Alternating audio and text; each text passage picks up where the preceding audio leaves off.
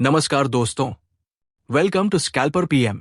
दोस्तों, आज इस वीडियो में हम चर्चा करने वाले हैं कि ट्रेडिंग शुरू करने से पहले आपको कौन कौन सी बातें पता होनी चाहिए। आप में से बहुत से लोग ट्रेडिंग करते भी होंगे और कुछ शुरू करना चाहते हैं पर कंफ्यूजन है कि कैसे स्टार्ट करें। तो सबसे पहले ये कुछ बातें जान लीजिए जो ट्रेडिंग शुरू करने से पहले बहुत जरूरी है। तो चलिए दोस्तों शुरू करते हैं। दोस्तों, पहली जरूरत है ट्रेडिंग अकाउंट खोलना। आपके पास ट्रेडिंग अकाउंट होना चाहिए। सबसे पहले ट्रेडिंग अकाउंट ओपन करें। अगर आप ऑप्शन में ट्रेडिंग करना चाहते हैं तो सबसे पहले आपको future and option segment activate करना होगा और जिस प्लेटफॉर्म ऐप के जरिए आप ट्रेडिंग करने चुना है उसके बारे में अच्छे से जान ले। यह कहां और कैसे संचालित होता है, ऐप के बारे में बेसिक बातें समझनी होंगी और आप जिस ट्रेडिंग प्लेटफॉर्म का इस्तेमाल कर रहे हैं उससे परिचित हो जाएं। जैसे स्टॉक या ऑप्शन कहां कैसे सर्च करनी है, अगर कोई ट्रेड करना चाहते हैं तो कैसे बाय या सेल करें, स्टॉप लॉस कैसे लगाएं, फंड कैसे ऐड करना है आदि देखें।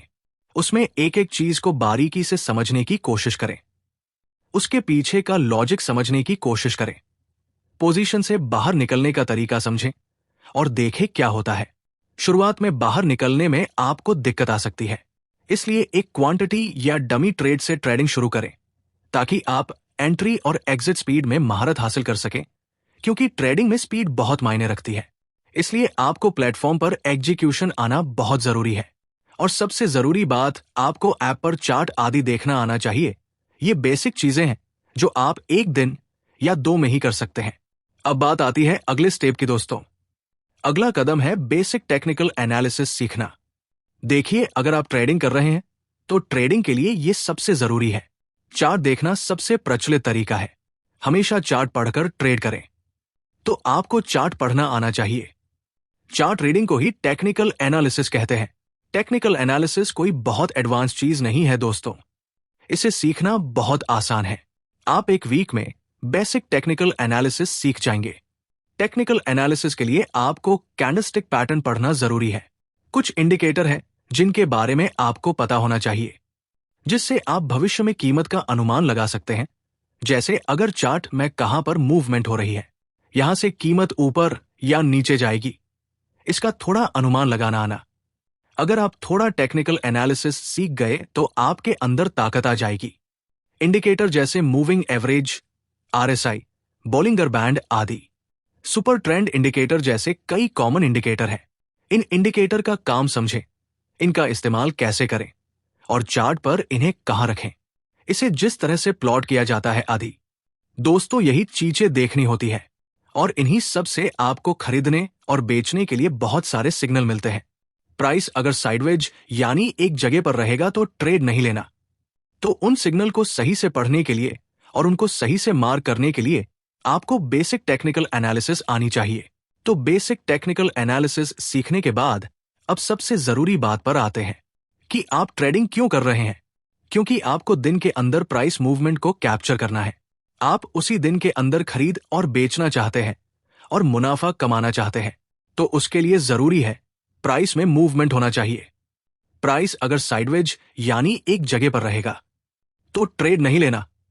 जैसे कि प्राइस धीरे धीरे ऊपर नीचे होता रहेगा तो आप कहां खरीदोगे और कहां बेचोगे। आप चाहते हैं कि प्राइस किसी भी दिशा में मूव हो, या तो ऊपर जाएगा या नीचे जाएगा, तो उसके लिए सबसे जरूरी चीज है मार्केट में वॉलेटिलिटी होना चाहिए, मार्केट में मोमेंटम होना चाहिए। तो वो कौन सी चीजें हैं जो मार्केट में मोमेंटम लाएगी। तो सबसे पहले ऐसी चीजों का पता लगाएं कि मार्केट में ट्रिगर्स का काम करती है। उन ट्रिगर्स और कैंडलस्टिक्स का पता लगाएं जो मार्केट में मोमेंटम यानी तेजी लाते हैं। चलिए अब हम उनका पता कैसे लगाएंगे। देखिए, कई तरीके हैं। फंडामेंटल के तरीके हैं और टेक्निकल के तरीके भी हैं। फंडामेंटल तरीके ऐसे हैं जैसे किसी स्टॉक के बारे में कोई खबर आई है, या निफ्टी से जुड़ी कोई या मार्केट से जुड़ी खबर आई है, जैसे कोई महत्वपूर्ण घटना हुई या होने वाली है, जैसे जीडीपी डेटा या आरबीआई की मीटिंग, कोई दिलचस्प फैसला होने वाला है जिससे मार्केट में हलचल होगी। मंथली एक्सपायरी भी एक बड़ा इवेंट होता है। स्टॉक के नतीजे आने वाले हैं, नतीजे आ गए हैं, कोई महत्वपूर्ण घोषणा हो सकती है, तो अगले दिन इसमें कोई रिएक्शन होने वाला है। अगर किसी कंपनी में कुछ खबर आती है जैसे कि सीईओ बदल गया है या कोई नया प्रोडक्ट लॉन्च हुआ है। इसकी वजह से कुछ रिएक्शन होते हैं, जिसकी वजह से कीमत में उतार चढ़ाव होता है। तो जब कीमत में उतार चढ़ाव होगा तो आपके लिए इंट्राडे ट्रेडिंग करना बहुत आसान हो जाएगा। तो ये फंडामेंटल तरीके हैं। अगर आप चार्ट पर ही पता लगाना चाहते हैं तो आप चार्ट पर भी पता लगा सकते हैं। कुछ टेक्निकल ट्रिगर्स होते हैं, जैसे मोमेंटम कैंडल बनी है, यानी बड़ी ग्रीन कैंडल बनी है, जो ये बताती है कि हाँ कुछ फटा है, कुछ बड़ा मूवमेंट आया है। अचानक से क्यों खरीदारी आ गई, तो ये एक महत्वपूर्ण ट्रिगर बन जाता है। वैसे ही किसी भी स्टॉक का वॉल्यूम बढ़ गया या वॉल्यूम बहुत कम हो गया, मतलब कितने लोग उसमें ट्रेडिंग कर रहे हैं, कितने लोगों ने उसमें ऑर्डर दिए हैं। बहुत कम लोग ऑर्डर दे रहे थे और अचानक से मैंने देखा कि बहुत बड़ी वॉल्यूम कैंडल बनी है। इसका मतलब कुछ गड़बड़ हुई है। तो आप देखिए कि डेली टाइम फ्रेम पर किन स्टॉक में बड़ी कैंडल बनी है या फिर वॉल्यूम बढ़ गया है, तो आपको पता चल गया कि उस स्टॉक में मोमेंटम आ गया है या कोई महत्वपूर्ण लेवल का ब्रेकआउट हुआ हो। तो हो सकता है कि अगले दिन उसमें कोई इंट्राडे अवसर हो। तो ये कुछ तरीके हैं जिन पर मैं संक्षेप में चर्चा करूंगा। मैं एक वीडियो बनाकर बहुत आसानी से इसको विस्तार से समझाने की कोशिश कर रहा हूं। आपको जो करना है वो है ट्रिगर्स का पता लगाना, टेक्निकल और फंडामेंटल ट्रिगर्स जिसकी वजह से प्राइस में मूवमेंट होता है।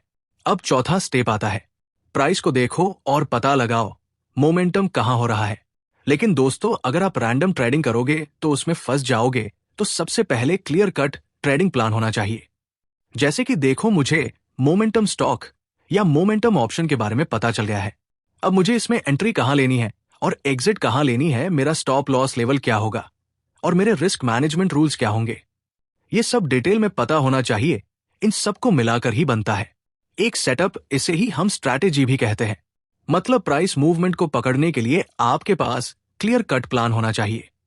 जब भी मोमेंटम आए, इसके बाद थोड़ा प्राइस को रीटेस्ट होने देना चाहिए है, या कोई पैटर्न बनेगा या फिर ब्रेकआउट होगा, तभी अपने सेटअप की मदद से एंट्री लेनी है।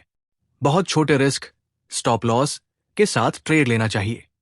बड़ा रिस्क बड़ा लॉस जो कवर करना स्टार्टिंग में बहुत मुश्किल होता है और उसकी वजह से हमारी साइकोलॉजी खराब हो जाती है और फिर रैंडम ट्रेडिंग करने लगते हैं, जिसके कारण बहुत सारे लोगों को बहुत बड़े लॉस होते हैं और ट्रेडिंग बंद करनी पड़ती है। इसलिए रिस्क को मैनेज करते हुए ही ट्रेडिंग करनी चाहिए। आप खुद भी मार्केट को देखकर रणनीति बना सकते हैं या फिर किसी दूसरे सोर्स से रणनीति ले सकते हैं जो आपको बताएगा कि मार्केट में एंटर करने का सही पॉइंट क्या है, ताकि मेरा स्टॉप लॉस छोटा रहे और मैं सबसे बड़ी चाल को पकड़ सकूं। एक स्पष्ट ट्रेडिंग प्लान होने का क्या मतलब है, यह होना बहुत जरूरी है। दोस्तों, आप रैंडम ट्रेडिंग नहीं करेंगे, आप भावनात्मक फैसले नहीं लेंगे, आप स्पष्ट आवेगपूर्ण खरीद फरोख्त नहीं करेंगे, आप अपने तार्किक प्लान के हिसाब से काम करेंगे। पांचवी और सबसे जरूरी बात है दोस्तों, जोखिम को ध्यान में रखें। देखिए, ट्रेडिंग में प्राइस मोमेंटम होता है। अगर प्राइस ऊपर जाता है तो उसी तरह नीचे भी आ सकता है। इसलिए आपको रिस्क को ध्यान में रखना होगा और रिस्क को मैनेज करना होगा, क्योंकि अगर आपकी क्वांटिटी ज्यादा होगी और अगर आप ट्रेडिंग करते हैं तो हो सकता है कि आपका प्राइस तेजी से ऊपर जाए और मुनाफा हो, लेकिन अगर गिरता है तो बड़ा नुकसान हो सकता है और इससे कैपिटल, पूंजी भी खत्म हो सकती है। इसलिए आपको जोखिम को ध्यान में रखते हुए काम करना होगा, क्योंकि मार्केट बहुत तेजी से चलता है। इसलिए आपको पहले से तय करना होगा कि हर ट्रेड में आपका रिस्क कितना है। इसका मतलब यह है कि ट्रेड में उतरने से पहले आपको यह पता होना चाहिए कि अगर मुझे इस ट्रेड में घाटा होता है तो अधिकतम कितना घाटा होगा। आपको पता होना चाहिए कि आप प्रति ट्रेड कितनी पूंजी जोखिम में डालने को तैयार है और आपको उसी के अनुसार अपना जोखिम चुनना चाहिए।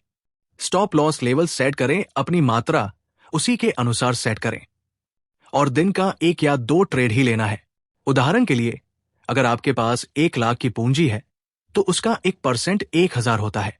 अगर आप एक ट्रेड में 1000 रुपए हार जाते हैं तो आप किसी एक ट्रेड में 1% से ज्यादा नहीं हारेंगे। तो इस तरह से आप पहले से ही जोखिम तय कर सकते हैं ताकि आपकी पूंजी खत्म न हो जाए। अगर आप ये बात सीख जाते हैं तो आप लंबे समय तक ट्रेडिंग जारी रख पाएंगे और आपको ट्रेडिंग सीखने के कई मौके मिलेंगे और फिर आखिरकार एक प्रॉफिटेबल ट्रेडर बन जाएंगे। तो दोस्तों, मैंने आपके साथ ये संक्षिप्त में 5 स्टेप शेयर किए हैं। इनका पालन करके आपको ट्रेडिंग में आगे बढ़ना है। मुझे उम्मीद है कि आपको ये वीडियो जानकारीपूर्ण लगा होगा। कमेंट करके हमें बताएं। अगर जानकारी पसंद आई हो, वीडियो को लाइक एंड चैनल को सब्सक्राइब करें। Thank you for watching. Investments in securities market are subject to market risk. Read all the related documents carefully before investing.